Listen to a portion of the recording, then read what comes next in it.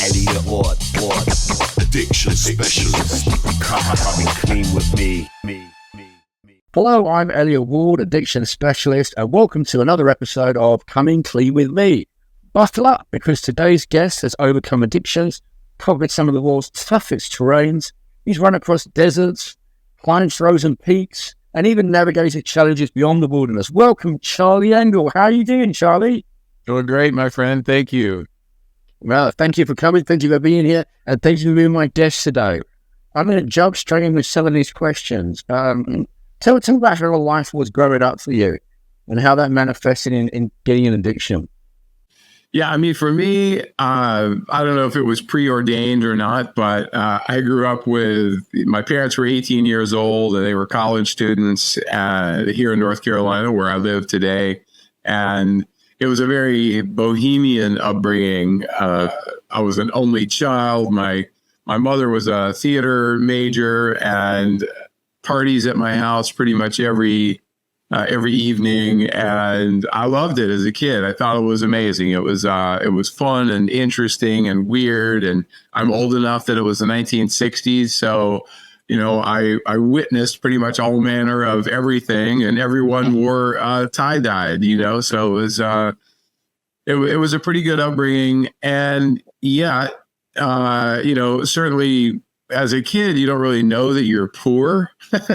I don't think, but I mean, we didn't have a lot. My parents were just college kids, but I do remember distinctly being 9 years old, and, there's another party at my house and everybody's dancing on the front lawn, and, there's nothing in the fridge. And, that was the first time I decided I was going to pick up, a beer that somebody had left on the table, and I drained that beer, and it changed everything for me in an unexpected way.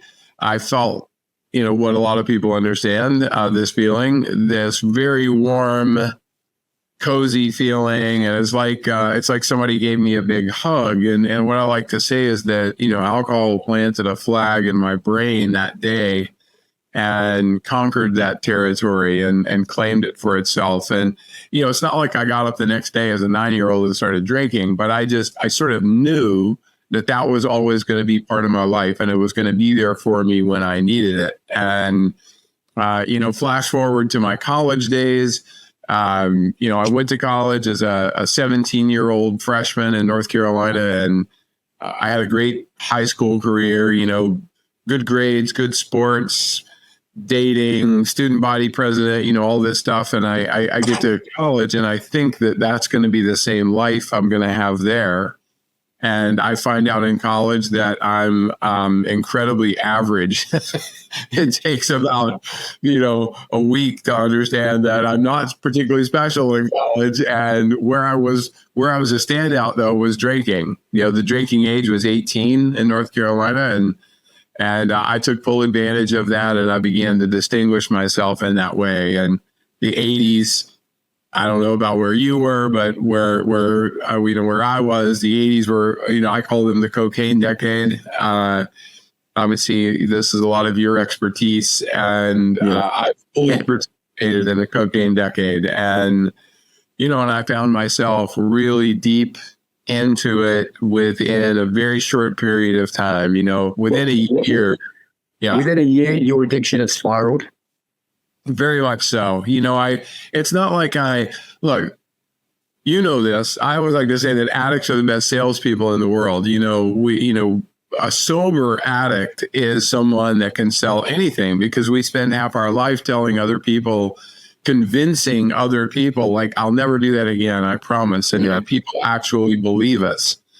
And, but from the beginning, from the very first time I did coke, I did it until there was no more money, until there was no more drugs, until there was no more access. The very first time I did it. And I did it that way every single time I did it for 10 years. You're what I call an all or nothing mentality. It's like, I'm not doing it, but if I'm doing it, I'm all in and I'm using it all. 100%. That's what it was like. Yeah. And again, I flunked out of college my junior year, but, I went on to get, many sales jobs because I moved around a lot because that's what addicts do. The problem is always the city or the job or the whatever. So, you move to another city and do it all over again. But I never failed to be, the top salesperson, and I would kick some ass for 6 months, and then I would just flush it all down the toilet, by beginning to use again. And, this time will be different, and, all the language that we know. Yeah, I just never, I never had, even with drinking, I rarely did I just have 2 beers or something like that with friends. I mean, generally speaking, anytime I started, I didn't stop until I was done. And when you use alcohol, was that the gateway for you using cocaine? Absolutely. Yeah, it's a great question because I also work with a lot of people in sobriety, and I asked them, did you have strong willpower to not do coke or other drugs, and then you drank? And they're like, yes. And, 2 beers in, 3 beers, like all those promises you made to yourself are long gone. Whereas for me, the opposite was not true. I never started with cocaine. Like, that's just not how I did it. I know some people do. They do coke. Dry sniff. We call that dry sniff. Yeah, exactly. And that wasn't, for me, I liked the combination. Well, liked is a complicated word, but I that's how I did it, was always a combination of drinking and drugs. Yeah, it's an interesting word you used earlier when you said, when I talk to people, they talk about willpower. Because I have this personal thing about willpower. I don't believe it exists. I believe willpower is a label that we place on something that we predetermine for us is going to be difficult. Like, if I take you as an example, I know you're a full-on runner. We'll come on to that in a minute. And you do some crazy runs by the sounds of things, right? Ultrathons, you ran the Sahara Desert. We'll cover that a little bit more. But, you're running. So clearly running is a passion for you. You enjoy it, right? Whereas for me, I can't think of anything worse than running, right? It's just like not my thing. So if someone to say to me, come on, El, go and run, that would require willpower, right? But I go to the gym 5-6 days a week. I've trained for 39 years consistently. And I love being in that environment. I love training. So when somebody says, oh, you also have a lot of willpower to go to the gym, I always kind of go, no, I enjoy it the same way as you probably enjoy running. So I think willpower is something that we predetermine to label something that's going to be difficult. What do you think of that? Well, I think you're absolutely right. And I would make it even more. So I talk to a lot of kids. I talk to a lot of grownups who want to run. They want to run a marathon. They want to do this. They want to do that. But of course, they'll say, I want to run a marathon, but I hate running. And I'm like, okay, I get it. Remember this, though. When you were a child, like, what is the thing that you did? The moment that you could run, you did run. Like, everybody, when you're 3 years old, you want to run everywhere. And there's so much joy and happiness and moving your body and feeling free. And like, those are the memories that I had, and that I remind people the mistake that they make most of the time is that they run too hard. I mean, it would be like, you would hate going to the gym if the first time that you went, you maxed out and did, 100 sets on the bench press, and then you went back again the next day and tried to do it again. Like, when you don't kind of know what you're doing, people find themselves in great distress. But the mentality is the thing. I always say, okay, with your marriage, are you happy in your marriage? It's like, you don't wake up every day and say, God, I fucking hate being married. Yeah. I hate my job, even though we do these things every day. A lot of people do wake up every day and they say, I hate my job. Well, they've already made it impossible for them to go into their job and have a good day today, because it's not going to happen. They're in the wrong job. Exactly. So yeah. I think with running, with fitness, I mean, I'm a gym guy also, and I sort of mix it up, and it is. I tell people all the time. I'll use the best example for me currently. I have a cold plunge. I have no idea. I tell people all the time, I have no idea if this thing does me any good, but the mentality of it, because I don't like being cold. So for me, 5 minutes a day, I say, okay, I'm getting in that cold plunge today. And so just the strength of mind that it takes for me to say, okay, I'm gonna strip down, I'm gonna get in this really cold water for 5 minutes and then I'm gonna get out again. It's the power of actually fulfilling the commitment that's more important than whatever it's doing for me physiologically. Yeah, it's funny you say that because I remember reading a book written by Jesse Itzler and more ago out there. Yeah. He wrote a book called Living with a Seal. This was before David Goggins got famous. And in this book, he's hired David Goggins to get him through these marathons that he wants to run. He wants to do an ultrathon. I think he wants to do an ultra marathon. I think that's what the book's about. And he hires David Goggins before he was famous, this Navy SEAL, to push him and push him and push him. And there's a really interesting part in the book where David Goggins turns to Jesse Itzler and says, I want you to sit on this chair, motherfucker. Sit on this chair, right?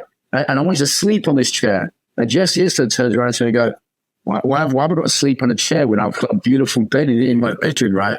And this was the classic. David Goggins turns around to him and says, because you got to get comfortable being uncomfortable, you motherfucker. Right? And that's what you're saying, right? You've got to stretch yourself to get used to and be comfortable with things that are uncomfortable. Yeah, well, I know both of those guys quite well, and so it's a funny yes. And now I would argue. I'll be curious of your opinion. I agree with everything you said. I am. There's a weird. I don't know if I'm famous for it, but there's a line that even came up again yesterday. So I'm friends with Matt Damon. He was the producer of my film, Running Across the Sahara Desert. And Matt and I went for a run for 10 miles. When we first met many years ago, we went for a run for 10 miles together in New York City. And we finished the run and he's wasted. Like he's done. We didn't go that fast. And he's a good athlete, but 10 miles is a long way for a non. So we finished and he says, I couldn't run another step. He said, I have no idea how you do it. And I did with no forethought. I looked at him and I said, well, Matt, you just have to change your relationship to pain. And it shifted. He quoted me and literally at the United Nations, he quoted me and he still quotes me on that today because it is a mentality that we all, and you understand this extremely well, better than anyone else, is, what we tell ourselves, the story that we tell ourselves and how we relate to pain, whatever form that pain comes, whether it's emotional pain or physical pain, what you think it is almost certainly what it is. Yeah. It's interesting because when I talk about dealing with, I'm going to instead of using the word cocaine, I'm going to use the word packet because when I transfer some of this onto social media, for example, TikTok, they have a bit of an issue using that word. So I'm going to refer to that as the packet, right? From here on. It's interesting because when I talk to people about getting off the packet and dealing with their addiction, I talk about pain and I talk about pleasure in a slightly different way. This is what I say. I say human nature is about avoiding pain, right? So if you put your hand on a red oven and you burn yourself, that is a physical pain. And you're going to go, oh, I'm not going to do that again, right? So human nature is about avoiding pain and seeking pleasure. Now, most things in life require an element of pain before we get pleasure. We go to work to earn an income, to buy nice things, pleasure. So the word of pain, pleasure, right? We learn to drive a car, repeating the process over and over, pain to get the freedom to get from A to B, pleasure, right? So that's how it works. It's a bit of pain before we get pleasure. That's how normal things work in life. But with alcohol and with the packet, it's the wrong way around. The perception of pleasure is first and the pain comes later on, right? Whereas pain and pleasure. And that's why a lot of people have a problem because they've forgotten about the pain. It comes way later. They're just thinking about the momentary pleasure and their perceptions are shifting. And they need, in order to successfully stop, certainly one of the things I absolutely agree with is you have to shift pain and pleasure around so they're back the way they're at. What do you think of that? I mean, I couldn't agree more with you. And I also think, there's this very complicated relationship with trauma. And, I understand it myself. And I know we're going to talk about this. My running, I have 31 years clean and sober at this point. But my running in the early years, I ran partly for pleasure. I ran because it was a release for me, but I also ran because I could put myself into physical pain and suffering very quickly and I could control it. So it was another way, in a sense of, I don't want to say punishing myself, but I still felt very unworthy of being me. And Yeah, no idea. I was going through this long transitional phase of getting past my drug addictions and finding my way into this new life. So I think it's interesting. I could actually toggle that switch back and forth between like really enjoying, running as a meditation for me most of the time. There's almost no pain involved. I'm just out there flowing, and my body feels good even when it doesn't feel good. Like I'm flowing, but I could tap into that pain part of what I was looking for to sort of punish myself along the way, because I felt unworthy of even the opportunities that I had. I felt lucky to be alive and insecure about my life. And I think alcohol does the same. I think some people, they know that pain is coming from the hangover or maybe the other problems they've caused in their life because of the drinking. But it's, in the moment, it's all worth it, because all they want is that release, that escape. Yeah, exactly. Yeah, exactly. Yeah, great. Let's just home in on a couple of things, because you talk openly about the struggles with alcohol and the packet in college. Can you elaborate on what it was in college? I know you touched on it slightly, but elaborate on what it was and how that got you to your first using the packet, for example. Let's talk about that. Yeah, I mean, it's really interesting. When I went to college, and I began to drink right in earnest. I had done some drinking in high school, but I was busy in high school, man. I loved athletics. I felt like I was a big man on campus, and I didn't understand my insecurities at that point. I didn't understand my trauma, and therefore I just took the good reflected emotions that I got from other people. And then when I go to college, of course, there's 4,000 other freshmen that have the same, resume that I have. And when I was first introduced to the packet, I remember distinctly taking those first couple of lines, and it's almost like a Klieg light went off. It's these not alarm bells, but this I was going to cure cancer. I was going to save the kids. I was going to make straight A's for my father. I was going to it opened up this world for me that I thought everything was possible. And it was the only place in my life where I felt that way. When I wasn't using, I felt anxiety, I felt insecurity, I felt all of these other negative, feelings, because I just didn't feel like I was ever going to measure up to my father's expectations, my own expectations, society's expectations. But man, when I had the packet sometimes just in my pocket, sometimes it wasn't even in my body yet, but just the power of having it, on me and knowing that this is going to happen was enough to just generate this whole different version of Charlie. Yeah. Charlie, I'm going to stop you there 1 second. At the very beginning of this interview, you said to me, you were talking about alcohol, and you said, the beer when I needed it wouldn't let me down. And then you just said, not even using the packet, but having it in my pocket. It's almost like I can rely on it. It's there, security. Even if I'm not using it, I've got it. It's like I don't want to be alone without it. I'll tell you something. In the 1940s, there was a brand of cigarettes in the United Kingdom. I don't know if they were in America, but there were a brand of cigarettes called the Strand. And in the 1940s, there was a radio commercial. The radio commercial went, "You're never alone with a Strand." And that's what you're saying, right? That's exactly it. I used to always say, I still say it. There's no, the only greater power than doing the drug is having the drug.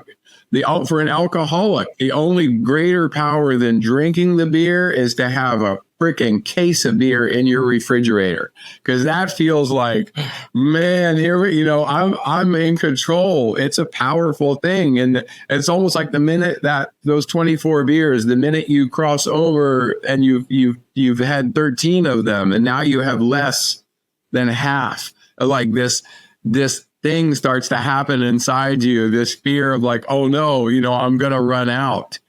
And, I remember, the getting the packet, having the packet, doing it, the acquisition of it would end up taking up the vast majority of my time. The planning for the next time I was going to get to do it would take up the majority of my free time. So when I wasn't using, I might even go a week between having, drugs in my pocket and not, and getting it again. But that whole week would end up being consumed by the plotting and planning and negotiating and acquiring and then getting ready for the next time to feel that relief. Yeah, it was just, and so what I say all the time is like addiction is a superpower. Like it's a freaking superpower. But if I could take that same energy I used to put into just acquiring drugs and point that towards, solving world hunger, or some other more noble, thing, then I could do anything. And that is the mentality that I took to running. I was like, okay, all the energy I put into this other thing, if I can take that energy and put it into something that I love to do, then there's not anything that's not possible. Yeah, I agree. I mean, I help hundreds of clients every year, probably just under 1,000 clients I see personally every year, a very high workload. And one of the great things I talk about is cross-pollination, which is what you're talking about. And I advocate then either running, playing five-a-side football, going to the gym, find something you enjoy doing, and cross-pollinate that, enjoy doing it and pushing yourself and everything you do in the gym or running or everything else, and apply that to other areas of your life. You can apply it to your business, to your personal life, to your relationships, everything, right? That's what you're talking about, cross-pollination. It's exactly it. And I mean, because it does translate very well. I know we're going to talk some about running, but I'll skip ahead on one thing. I'm 61 and I still love running. I have a 100-miler coming up in a couple of months. I don't run. Oh, I've done that. I've done that like more than 50 times. So like 100 miles more than 50 times? I have. Whoa. So, and the thing about it is, what I always tell people is I get laughs when I'm on stage from this. I'm like, I don't even like to run all that much. But what I like is how running makes me feel. And those are two very different things. There's running for me is it's a vehicle. I run across over 40 countries. And so I get a chance to see a country, any country, you name it, from ground level in slow motion, not from the back of a car, and I'm running through villages and I'm seeing the nature and I'm seeing all of these things, in a way that almost nobody gets to see it. And that's the power of it for me. But what I say about running 100 miles is that I'm gonna want to quit at least 5 times, during that 100-miler, because we forget the pain. Even I forget the pain. I'll start a 100-miler and everything is great for the first, 50 miles, 60 miles, and like it feels good. And then all of a sudden the wheels come off and I'm like, what the fuck is wrong with you? Like, why did you think this was a good idea? You've done this so many times. It sucks every time, and I get in this spiral of negative, thinking. But just to rein it back in, like that is the moment that matters. Like my life to me is about getting through moments, not periods of time. Typically, we all have terrible moments, and we take that terrible moment and we project it into the future forever. We have a bad argument with our spouse or our boss, and we take how it feels in that moment, and we think it's always going to feel that way in the future. So to bring it back to running, if I'm at 61 miles, my brain is like going, oh my God, I have 39 miles to run and I can't go any farther. And what I have to do is focus just on that moment. And I know that I need to eat, I need to drink, I need to walk. I need to bring my pain level down some and just try to keep moving. And if I can do that, I can get through it. That is very translatable to my business, to my marriage, because it's all about getting past a moment and not overreacting, not quitting, not not like dropping an atomic bomb on the whole situation because we just want it to go away. Just let that moment pass. Isn't reinforcing your sobriety and breaking free from your addiction continue each time you run and push yourself through that pain? You're almost reminding yourself that I'm pushing myself, that I'm pushing through, that I'm capable, that I want to quit, that I'm not going to quit. No, it's exactly right. I mean, because again, the more often we put ourselves voluntarily into a situation of some suffering, because life, as we all know, we have a lot of involuntary suffering. I mean, things come at us from everywhere, and that's just being human. So the more often we can challenge ourselves in ways that, like, yeah, I got through that, or occasionally you fail. I haven't finished every race I ever started. I've quit. I've just absolutely quit a few times, not very often, but a few times. I've just absolutely said, I can't do this. I quit today. You know, an hour later, once I recovered a little bit, I feel great. And I'm like going, why did I quit? Because I didn't need to quit. I just needed to take a little break. And those are the things I remind people that I work with all the time is like, don't pull a pin on the hand grenade and throw it. Like just like you could open the drawer and look at the hand grenade, but then close the drawer again. Let it stay there, because you can always pull that option out again later. But if you start with like exploding your life, the minute things go wrong, then you can't go back from that. Yeah. Charlie, take me back to at the very height of your usage of the packet and alcohol. What sort of quantities were we talking about, and how frequently, to get an idea? Yeah, so for me, I drank every day. So drinking for that 10-year period was pretty much, I might have had the occasional day off, but generally speaking, I drank every day. Now, I didn't drink like to get obliterated every day, but, just to put it in perspective, I probably drank, a 6-pack every day, and I like tequila, so I would drink some of that. The packet, which in the first 5 or 6 years, the packet was in powder form. Yeah. In the last 3 or 4 years, the packet was very much in rock form. Oh, so you made that switch. I know exactly. We can use the word that. We can use that word. Okay. Yeah. I got addicted to crack, and part of it was because, really, it was just easy to get, man. And I traveled a lot for my business. I had a job, so I could go to any city. Dude, I was an expert. It didn't matter. LA, Denver, Seattle, Atlanta, any city in this country, within 30 minutes, I would find the neighborhood where, I could score. And it was so easy, and it was cheap. And once I was, when I first did crack, I was not seeking it. I was seeking the packet. I was in Denver. It's in my book. Like, I'm in Denver, and like the person that I pick up off the street to score for me, she comes back into the car and she hands me these rocks. And I'm like, what is this? That's not what I asked for. She says, trust me. I'm already drunk at that point, and I try it. And, from that point on, that's all I ever wanted to do. And so that was, look, I was a binger. You actually said this from the very beginning, and you identified me well. I was a guy.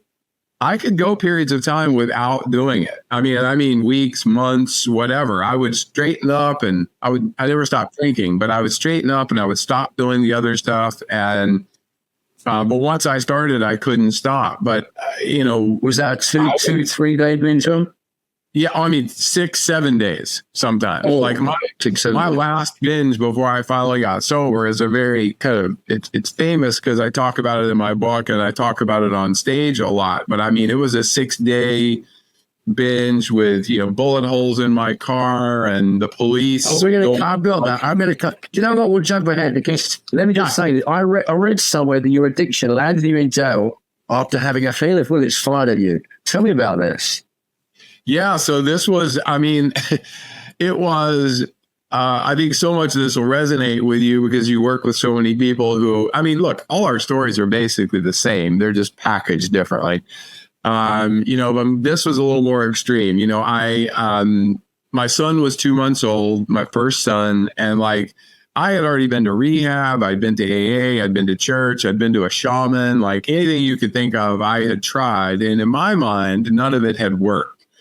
Of course, now in hindsight, I know none of it worked because I wasn't ready. I just wasn't. It could have worked, but I didn't work it. So my son's born and like, I'm done. Like I'm finished. I'm not going to drink anymore. I'm not going to drug anymore. My son's going to like save my life. And which was a lot of pressure for, a baby. And a couple months into his life, nothing happened. I didn't have an argument with my wife or my boss, but I found myself driving to the worst neighborhood in town. And I spent 6 days smoking crack and drinking and just destroying everything I had built over the previous couple of months, all the trust, all of that. And that binge ended with me handcuffed on the ground, sitting outside a dumpy motel. I'm watching this policeman search my car and he's finding, cans and bottles. And, I always remember he reached into the driver's seat and he pulls out this little crack pipe, right? And he's holding this crack pipe and he's looking at me on the ground. And it's like any rational person in any way would have been thinking to themselves, I'm in some trouble. Like this is going to be bad. Like what's going to happen to me?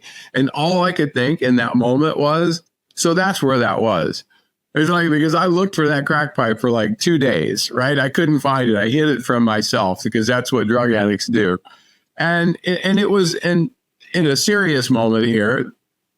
That's when everything changed for me. And I literally had the words hit me in the head, nobody's coming to save you. Like certainly my baby son couldn't save me. My wife couldn't, my boss couldn't, like nobody could save. Everyone would support me if I would just finally take that first step to say, I don't want to do this anymore. Please help me. And I did that on that day. And I went to an AA meeting that night. I'd been to hundreds of AA meetings by that point. But I never really listened. I went because I thought if I just showed up, it would stick. But I never opened my heart or my mind to the curiosity of what is there for me? Like, what could I find? How can I create a different life?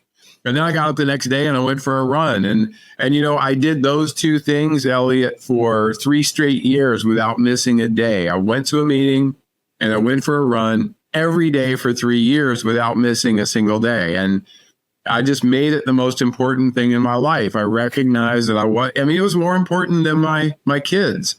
And a lot of people would be like, whoa, really? Well, yeah, because if I didn't stay sober, there were no kids. My kids, I would be dead. They'd be on their own. And like, I had to prioritize this part of my life. And, that day changed everything for me. That was the one defining moment that led to you getting clean. It was. But, how addicts are. I had dozens of similar moments. So why was that one different than other ones? I can't tell you that. Maybe it was because my son was in the world and I felt this additional responsibility. But I don't know that I was that good a human being. Like, I try to look at it philosophically. I don't know that I was so amazing that all of a sudden I'm going to just think about my son. I mean, because I think a lot of people think that they would do what you did, but when it comes to it, I think there's another excuse. I think that's what happens. I think you had great intention and you followed through, but I think a lot of people have a great intention to go, well, I've got a young child, I've got somebody dependent on me. By the end of the day, they then get that argument. They're looking for that escape, that argument, commiseration, they get a bonus. All of those reasons are our hooks that we go and use, but you followed through. Well, and we also tell ourselves that we're going to control it this time. This time's going to be different. I'm only going to drink 3 beers. I'm only going to drink on the weekends. I'm only going to do drugs, on Thursdays of a full moon. I'm only whatever way that we can kind of manipulate this thing into a shape that we can justify. And I don't work with people anything like you work with people. You're a professional. I'm an amateur, but I tell people, I get the question all the time, how do I know if I'm an addict? How do I know? Like, here's my habits. Like, am I a drug addict? I'm an alcoholic. I'm like, you're asking the wrong question. It doesn't really matter whether you are or aren't. All that matters is this question. How is this behavior serving me? Right? How is it affecting my life? Whatever it is, it could be one beer a day. If you think that, like, if that one beer a day is somehow screwing up your life, well, it doesn't sound like very much alcohol, but why would you keep doing it if it is the source of so much pain in your life? Find a way to eliminate that from your life. Exactly. You hit the nail on the head. Now, let me ask you something. I know you've been sober 31 years. Is that correct? It is. And tell the people listening, because I loved this when I read this in the research. Tell the listeners, I think it's June or July, is it? June, July, something like that? Yeah, July 23rd. July 23rd, you go for it. Tell the listeners what you do every year on the 23rd of July. Yeah, because clearly I have my addiction issues completely under control. And so on my sober birthday every year, and this started over 20 years ago, I decided that I would run for the same number of hours to equal the years that I've been sober. So I started this at 10 years roughly. And I think I missed a year or two here and there because I hadn't made it like a thing yet, but like I just did it at 10 years and I picked it up. But so at 10 years, that meant I ran for 10 hours and I was pretty fast back then. So 10 hours, I probably ran, 75 miles in 10 hours. So that was pretty good. Ooh. Yeah. But what's happening is, of course, now I'm 61 years old. So I'll run this July, I'll run for 32 consecutive hours on a 2-mile loop. I do it at an addiction treatment center. And like, there will be 500 people that will come out and spend the day with me. And maybe 30 or 40 of them will go the entire time. Charlie, sorry, I just want to cut you off. Do you do this for charity? Is this for charity? I do. So I actually raise money for scholarships to go to rehab. So I raise typically $200,000 to $300,000 every year. Nice. And and again, look, man, this is just what I tell people all the time, though, is, and again, I know enough about you and the research I've done on how you go about things. First and foremost, I am the charity that needs the most attention. And I tell people all the time, it's not, the word selfish gets a bad rap because you must be selfish about your own self-care and your growth and like put that ahead of pretty much everything else. And if you don't do that, you can't be of service to other people, not in a true way that you want to. And so I look at something like I call the event the Penguin. So it's actually called the Penguin, which is funny because I at my age, I feel like I'm running like a penguin these days. But I think, removing the ego, I was never a particularly egotistical runner anyway. I love running. I won races sometimes, I lost sometimes, but somehow I always knew, even in the early years, that the important part of it wasn't, did I win or, are people looking at me? The important part was, am I still growing as a person? And most of the time I could say yes to that. And I got a quote here from you. You said, running saved my life, then gave me a life. Can you elaborate on how you redirected your addictive traits by switching the alcohol and the party and the other issues with drugs to that extreme endurance? We kind of touched on that. You like the pain, but what is it that running saved your life? What do you think you did without it? Yeah, I don't think, and I'll try to keep this, brief, but for me, just going to like 12-step recovery or, some of the therapeutic modalities wouldn't have been enough for me. I needed the physical release. Just the physical release of running also wouldn't have been enough for me. And so the combination of those two things, but more importantly, the community that came with both of those things, because we're not meant to be alone. A lot of people, quit drugs on their own, so to speak, or whatever. But you can quit doing the act, and it doesn't fill that hole that caused you to want to use the drugs to begin with. So for me, I recognized early on I needed the running community, I needed the sober community, and I mean, I'm also a writer, so I like my writing community. But when I say running saved my life, I mean, it's such an easy thing to do. Like every single day, there's 30 minutes or an hour or 2 hours. I just put on my shoes and my shorts and I went out the door, and it's like the pressure would just come off. And I had to have that. When I say it gave me a life, when I got sober, I had this crazy business. I chased hailstorms around the world. And so I had about 50 employees, and we would repair hail damaged cars all over the US, Australia, in the UK sometimes, I mean, everywhere. There's hail damage all over the world. And so this crazy business. And I made great money at it, but I don't want to say I hated it. I appreciated it, but it certainly didn't do anything other than pay the bills, right? So I didn't look forward to my job. I loved running, and I started to get sponsorships because I was running well. And so I actually was making a little bit of money at running. And I had the mentality, and I said to myself all the time, I'm going to figure out how to make this my living. I'm going to do this all the time. And however much money I make is how much money I make.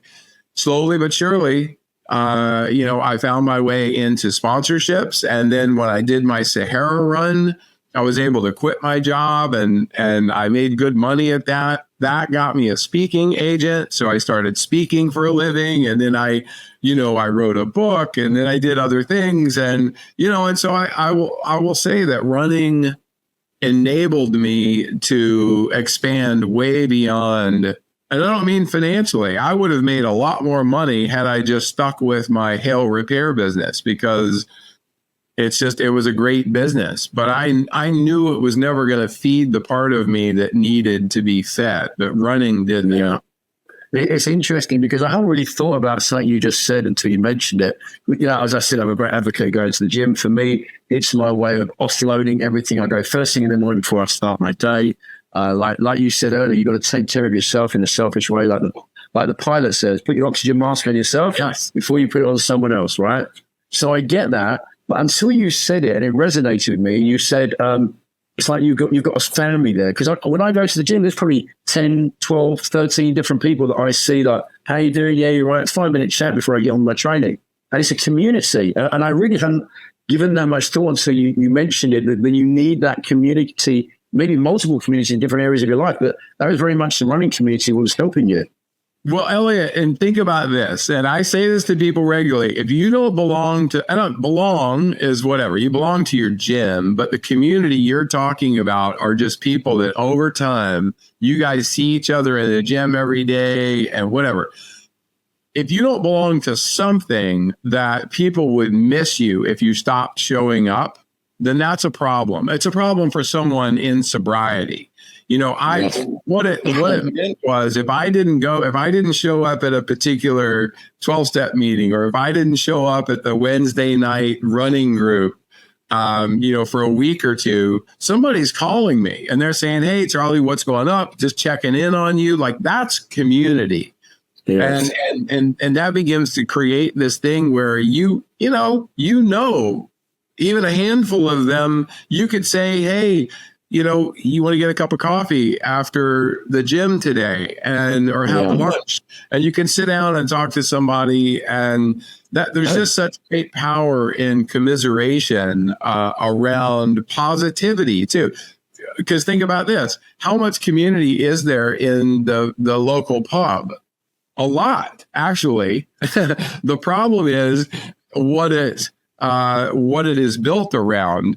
It's built around drinking. And so it's very unreliable. That kind of community is not one that you can really count on, because people, sitting around drinking and getting drunk and commiserating creates a certain kind of community that seems like it feels good. The difference is most of those people you couldn't call, the next day if you had, you needed a ride to the airport. It's just something about the community and the love that comes from mutual suffering in a way.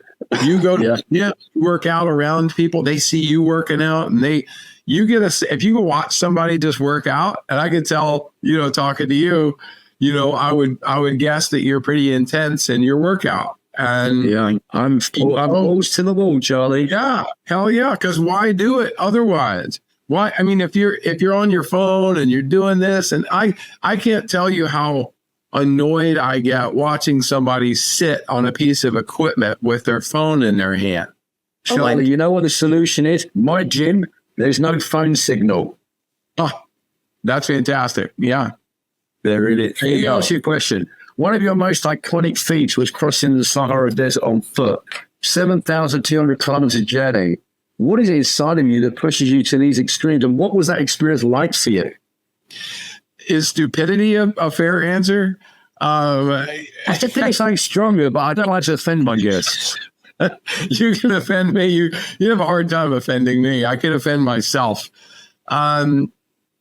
So look, I will freely admit that was part ego when it began. At that point, when I came up with the idea, I was maybe 13, 14 years sober. I was the senior producer for a TV show called Extreme Makeover Home Edition back then, which you guys probably had it. That show over there was the #1 show on TV for a few years. And life was good. I had a job that I liked. I was running around the world, and I went to a race in the Amazon jungle that was a 200-mile race across a big portion of the Amazon. And during that race, another guy who I didn't know, he just blurted out this idea. He's like, "Hey, have you ever thought about running across the Sahara Desert?" And I'm like, "No, that's a stupid idea. Why would anybody do that? It's not possible." But I like to say that, words said to us by a stranger can change the entire course of your life if you're paying attention, because that's the way the universe works. You don't know where that nugget is going to come from. And so what I found was when I got back to the US, I couldn't stop thinking about this idea. And, firsts in the adventure world are really hard to come by. It's difficult to find something that hasn't been done before. So I just started to tell people that I was going to be the first person to run across the Sahara. No proof, no plan, no money, no nothing. And I took possession of this idea. I think I was a big fan of Paulo Coelho and, The Alchemist at that point in my life. And this idea that, we all know the story, but this idea that the universe, if you put it out there, the universe will conspire to help you achieve this thing. And sure enough, I end up from a friend of mine, I got a meeting with a director in Hollywood, and he had won the Academy Award for Best Documentary a couple of years before. And I pitch him, he loves the idea. He says, "Let's do this." A week later, I get a call from him, and he's like, "Hey, Matt Damon wants to be the executive producer of this project, and he wants to narrate this film. Is that okay with you?" And I told him, actually, I was really hoping for somebody better. But yeah, if Matt Damon... What's the name of the film, Charlie? What's the name? It's a very ingenious name. It's called Running the Sahara. And I'm very creative. Just like my book is called Running Man. So I'm very creative on my... Okay. There's a bit of a theme coming on here. There is. So I'll wrap it up and just say... and a guy named Hans Zimmer actually signed on to do the score for the film, and he's the biggest guy in Hollywood. So to be clear, though, I now have 3. This goes back to something I said earlier.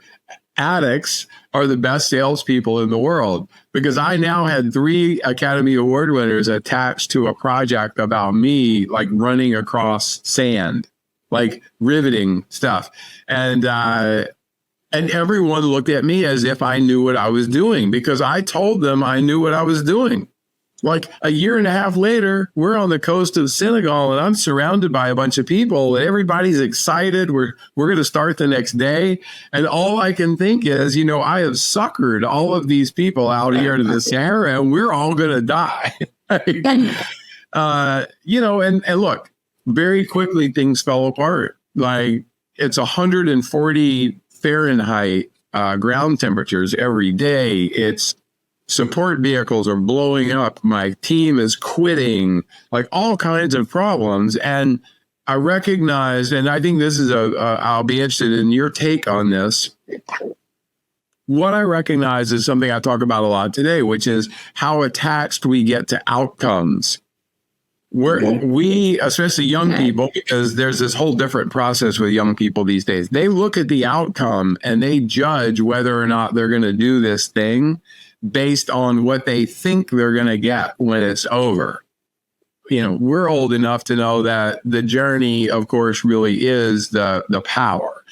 But anyway, I was so attached to the outcome because I felt a lot of pressure. There was money invested. There were a lot of people watching me and counting on me and sponsors. And I recognized that on like a week into this thing, that what I needed to do was get back to basics and focus on today. And so on day 8, I woke up, I focused on running a marathon in the morning. I took a little break at lunch. I got up. I focused on running a second marathon in the afternoon. And I went, laid down and had my sleep on the sand. And I got up and I did it again the next day. And in that way, just focusing on this one mantra, the only miles that you can run are the ones like right in front of you. I couldn't worry about all the other problems. And when I did that, we slowly began making our way across 6 African countries. And when it was over, I ran basically 2 marathons every single day for 111 days in a row. 2 marathons a day for 111 days. Across the Sahara, across the hottest. Across the other desert with 140 Fahrenheit floor. It was a terrible idea. But, but it was wonderful too. There was something you said something like, I went to try and write it down. You said quite quickly, you can only run the sand in front of you. The miles and I take that back, the miles in front of you. And I take that right back to addiction, because you can only deal with today and then deal with tomorrow and then deal with the day after. If you try and go, how am I going to deal with my sobriety? How am I going to deal with being clean in 6 months when I'm supposed to go here with such and such, or when I'm supposed to do this in a year's time? You just got to focus on the miles in front of you on today, right?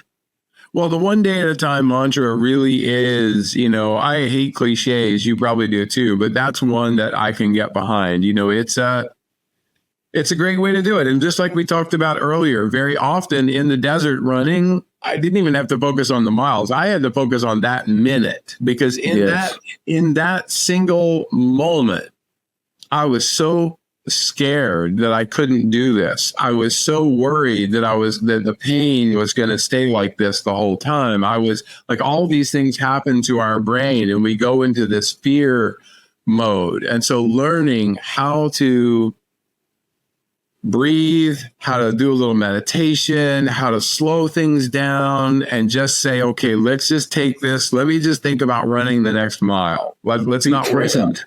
Yeah, be present. Yeah, because we're never present. I mean, I have to force myself and focus on being present still today, because that's the way my brain works. I think it's the way most of us operate. I think we live in such a world and such a society where we have TV at the buttons. We can have films. We have anything we want. We can order a takeaway. We just live in a world where everything is there. We don't have to go and build a fire. We don't have to go and look for food. So we are slightly bored, and therefore we look for an external thing to thrill us. But we're never in the present. And you realize what being in the present was for that 111 days at 2 marathons a day. I got to say, Charlie, that is absolutely nuts, but I love it. Thank you. Well, I have to add one thing. I just came back a couple of weeks ago from visiting a tribe in the Amazon jungle in Ecuador, and a small group, 3 or 4 of us, went down, and we're trying to help this tribe. It's weird to say this, because we're trying to help the tribe stay isolated and not have too much exposure to the outside world. Yet, of course, we are going there and exposing them to us and the outside world. But the most disheartening thing that I saw, this is a tribe that's been there in the Amazon for hundreds of years, no electricity, no internet, no nothing. And a couple of the young people, there's about 200 people in the tribe. A couple of the teenagers they didn't have phones, but they had handheld video games.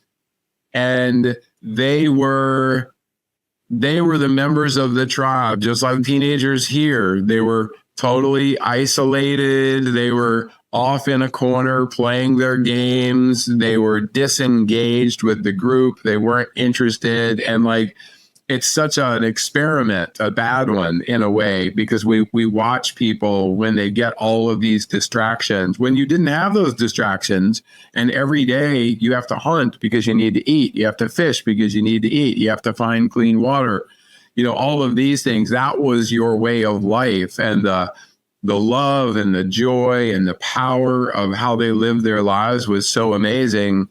And I watched that electronics beginning to invade their lives. And I worry for what that's going to look like, 5 years from now, even.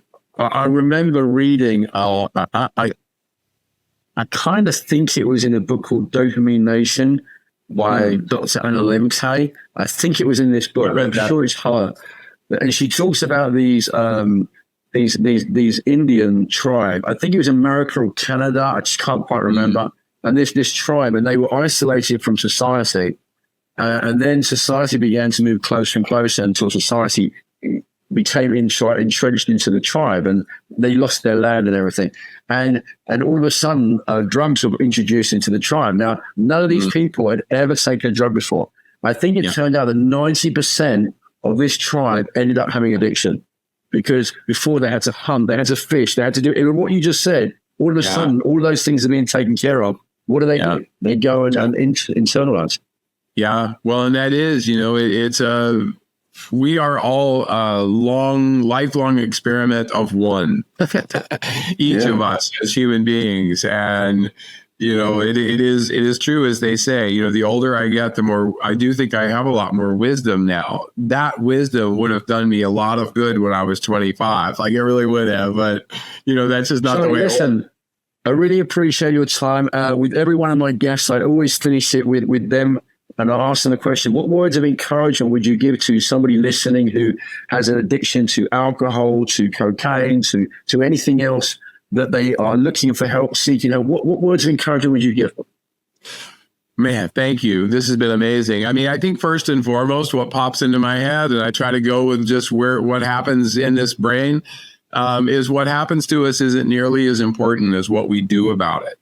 And we carry the shame of our behavior and what's happened up to this moment. And we do forget, despite the damage and collateral damage we may have done, all of that is not even remotely relevant to the moment that we're in right now and what we can achieve going forward. You can't stop a negative addiction, and because that's a big part of who we are. When you're in active addiction, you can't stop it and not fill that with something else. So listen to professionals, see someone like you, and find a way to fill that hole. Let someone help you. Let someone love you until you can love yourself, as we like to say, and find a way to just not be afraid of what's coming, because the best part truly is yet to come. But what happens to us isn't as important as what we do about it. So make that change today. Don't do it tomorrow. Do it today. That's brilliant. Thank you, Charlie. I really appreciate your time. Thank you for being on Coming Clean with Me.